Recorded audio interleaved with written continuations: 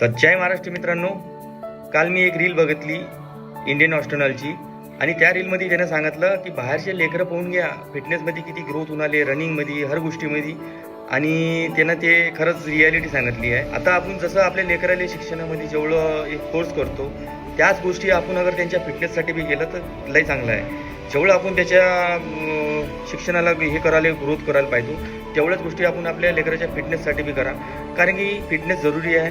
आणि अगर त्या फिटनेसच्या मागं लागणार आपले लेकरं आणि शिक्षणाच्या, तर ते खरंच योग्य आहे. कारण की समोर आपले पोरं मेडल आणणार, सगळ्या गोष्टी नाव कमवणार. कारण की मला बी मुलं बाळ आहे आणि मी त्याच्यावाली फिटनेसची आत्तापासून जर्नी स्ट्रॉंग ठेवलेली आहे. कारण की त्याची सकाळी उठल्यापासून डाएट किंवा त्यांची ट्रेनिंग असो मी करतो.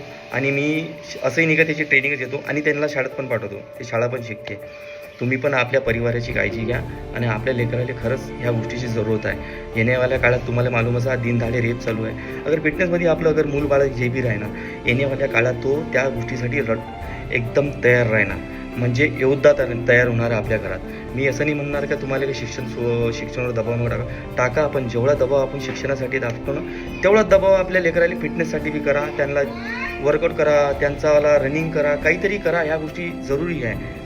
आणि खरंच मित्रांनो, ह्या गोष्टीवर लक्ष द्या आणि तुम्ही पण लक्ष द्या फिटनेसवर आणि तुमच्या परिवाराला पण फिटनेसवर लक्ष द्या.